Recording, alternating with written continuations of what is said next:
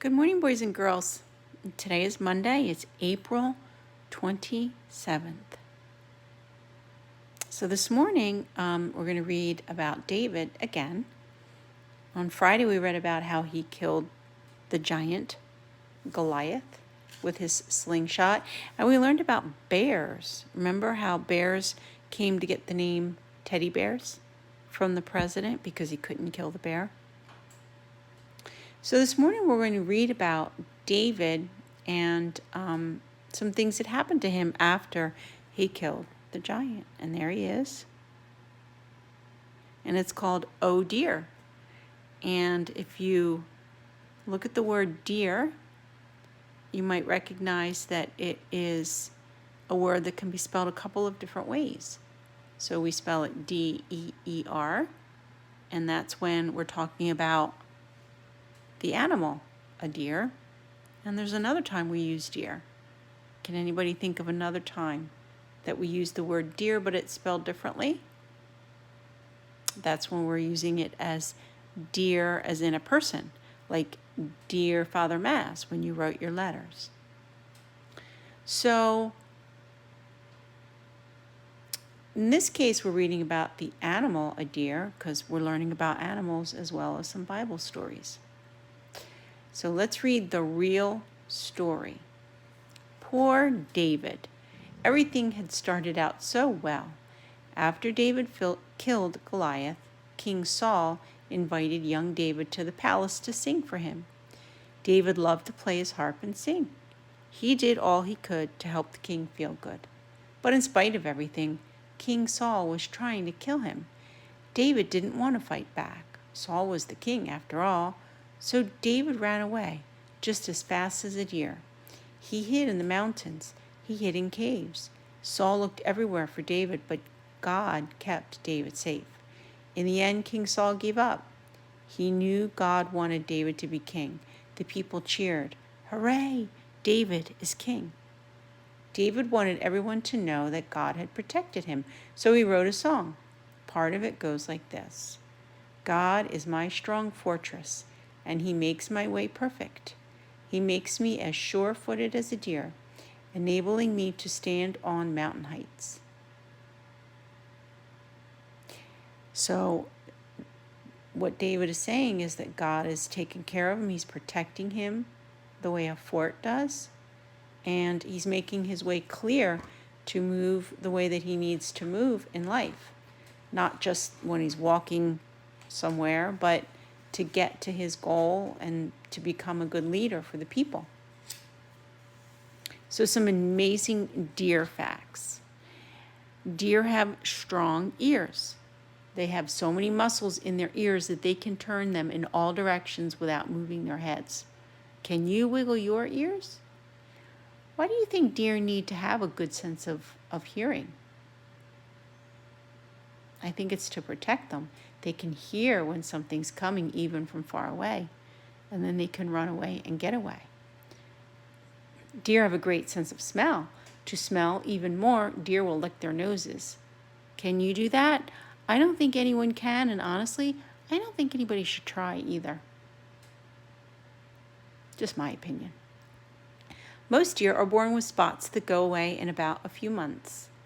Baby deer are called fawns. They have zero smell, so that enemies can't find them. So baby deer don't give off a smell that would make them able to be found. What it means to me. Do you like to play hide and seek? I used to love to play hide and seek. One time my brother hid me so well that nobody could find me, and finally I just had to come out. He hid me under a pile of clothes that my mom was putting away for the winter, and nobody could find me anywhere. And after a while, it got so hard to stay still, I had to come out. It was the best hiding place ever. David didn't like hiding from King Saul, but he had to do it. It must have been scary to be chased by a king and his whole army, but David trusted God to keep him as sure-footed as a deer. Deer have hooves that keep them from slipping and falling down. David knew God would keep him from falling down too. If another child takes a toy that you want, what do? Or if somebody grabs the seat you want to sit in, do you argue about it? Or, like David, are you willing to stop a fight? If a bully tries to push you around, tell your mom and dad. Sometimes you have to stand up for yourself. But other times it's best to walk away and trust God to take care of the problem. Now might be a good time to talk with your parents about anything that's bothering you. Then you can talk to God about it too. He makes me like a deer which does not stumble. He helps me stand on the steep mountains. Talking to God. God, I don't like it when people push me around. Please help me to trust you please help me trust you to take care of me when somebody else is being bad. Amen. So what we're learning is that, in order to get along with people sometimes, we have to give in. We have to not always get our way, right?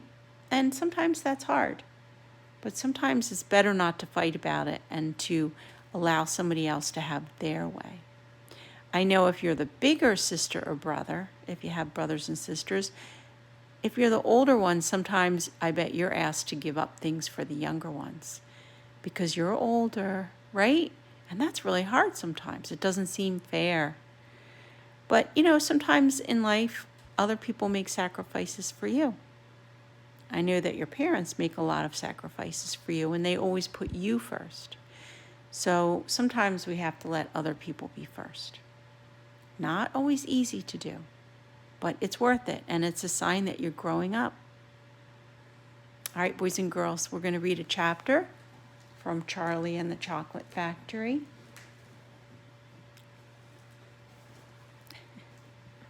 Paloma's getting ready. And this chapter, if you remember from Friday, or when you listened last, we learned that Augustus Gloop was doing something that he absolutely should not have been doing. He was drinking from the river, from the chocolate river, scooping it into his mouth. And I'm sure that Willy Wonka is not going to be happy about that. So chapter 17 is Augustus Gloop goes up the pipe. So what do you think? Do you think that Augustus Gloop was thinking about whether or not he should be drinking from the river? Or did he just walk over and without a thought started scooping? I don't think he really thought about it. I think he saw it, he wanted it, he drank it. And that is a lesson there, to think before you act. Augustus Gloop goes up the pipe. When Mr. Wonka turned around and saw what Augustus Gloop was doing, he cried out, "Please, Augustus, I beg of you not to do that. My chocolate must be untouched by human hands." "Augustus," called Mrs. Gloop, "didn't you hear what the man said? Come away from that river at once." "This stuff is terrific," said Augustus, taking not the slightest notice of his mother or Mr. Wonka. "Oh boy, I need a bucket to drink it properly." "Augustus," said Mr. Wonka, hopping up and down and waggling his stick in the air, "you must come away. You are dirtying my chocolate." "Augustus," cried Mrs. Gloop. "Augustus," cried Mr. Gloop. Everybody's calling out his name, and he's not even listening. He just keeps on drinking. He was lying full length on the ground with his head far out into the river, lapping up the chocolate like a dog. "Augustus, you'll be giving that nasty cold of yours to about 1 million people all over the country. Be careful, Augustus, you're leaning out too far." But Mr. Gloop was absolutely right. For suddenly there was a shriek, and in 1 second, Augustus disappeared under the surface. "Save him," screamed Mrs. Gloop. "Save him." "Good heavens, woman, I'm not diving in there," said Mr. Gloop. "I've got my best suit on." Augustus Gloop came up to the surface. "Fish me out," he said. "Don't just stand there," said Mrs. Gloop. "Do something." "I am doing something," said Mr. Gloop.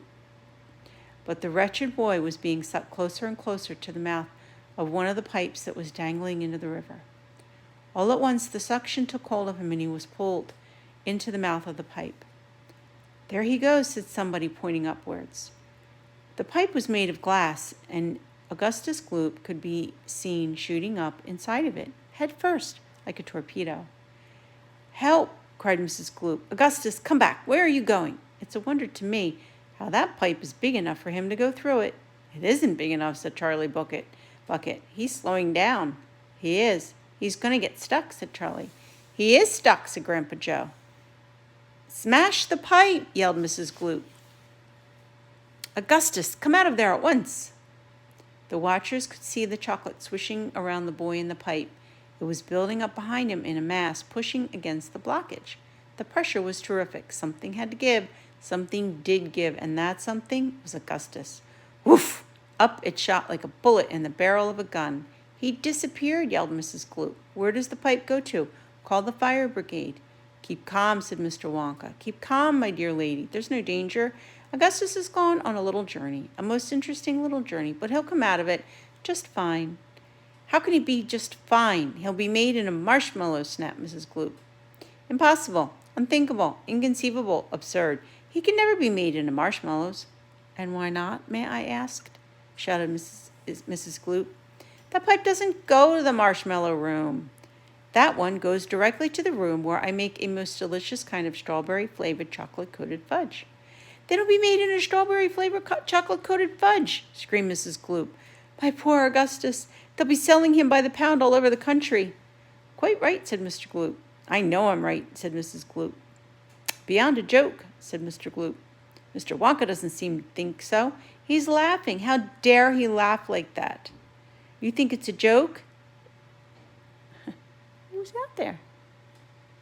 He'll be perfectly safe, said Mr. Wonka. He'll be chocolate fudge, said Mrs. Gloop. Never, cried Mr. Wonka. Of course he will. I wouldn't allow it, said Mr. Wonka. And why not? Because the taste would be terrible. Most certainly would, said Mr. Gloop. I don't want to think about it. Nor do I, said Mr. Wonka. And I promise you, your darling boy is safe. If he's safe, then where is he? Lead me to him. Mr. Wonka turned around and clicked his fingers sharply. And suddenly an Oompa Loompa appeared and stood beside him. He bowed and smiled. Listen to me. I want you to take Mr. and Mrs. Gloop to the fudge room and help them find their son, Augustus. He's just gone up the pipe. The Oompa Loompas took one look at Mrs. Gloop and exploded into peals of laughter. Do be quiet. Control yourselves. Pull yourself together. Mrs. Gloop doesn't think this is funny. You can say that again, said Mrs. Gloop. Straight to the fudge room. When you get there, take a stick and start poking around inside the chocolate mixing barrel. You'll find him. But you'll have to hurry. If you leave him in there too long, he's liable to get poured into the fudge boiler, and that would be a disaster. My fudge would become quite unedible. Mrs. Gloop let out a shriek of fury. I'm joking, said Mr. Wonka, giggling madly behind his beard. I didn't mean it. Forgive me. I'm sorry. Mrs. Gloop, Mr. Gloop, goodbye, goodbye. As Mr. and Mrs. Gloop and their tiny escort hurried away, the 5 Oompa Loompas on the far side of the river began hopping and dancing and beating wildly upon a number of small drums. What are they doing? I think they're going to sing a song. And so they did. A song all about Augustus and his greedy ways and how he had to have the chocolate, even though it wasn't the right thing to do. I told you they love singing, said Mr. Wonka. Aren't they charming? But you mustn't believe a word they say. It's all nonsense. Are the Oompa Loompas joking, Grandpa? Asked Charlie. Of course they're joking. They must be joking. I think they're joking, don't you? And a little bit of the song is Augustus Gloop, Augustus Gloop. How long could we allow this beast to gorge and guzzle and feed and feast on everything he wanted to? Great Scott, it simply wouldn't do. However long he may live, we're positive he'd never give even the smallest bit of fun or happiness to anyone. What we do in cases such, we use the gentle touch.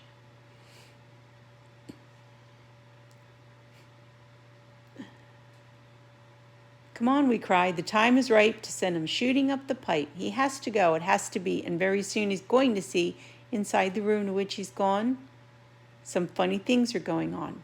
But don't, dear children, be alarmed. Augustus Gloop will not be harmed. Although, of course, we must admit he will be altered quite a bit. He will be changed from what he's been when he goes through the fudge machine. Slowly the wheels go round and round. The cogs begin to ground and grind and pound. 100 knives go slice, slice, slice. We add some sugar, cream, and spice. We boil him for a minute more until we're absolutely sure that all the greed and all the gall is boiled away once and for all. Out he comes, and now by grace, a miracle has taken place. This boy who only just before was loathed by men from shore to shore, the greedy brute, this louse's ear, is loved by people everywhere. For who could hate or bear a grudge against a luscious bit of fudge? And that's what they're saying, that it's just silly. They must be joking. They're not really going to turn him into fudge. I don't think so. I think Mr. Wonka just likes to have a little bit of fun. So 5 children started, 1 down, 4 to go. The next chapter is Down the Chocolate River.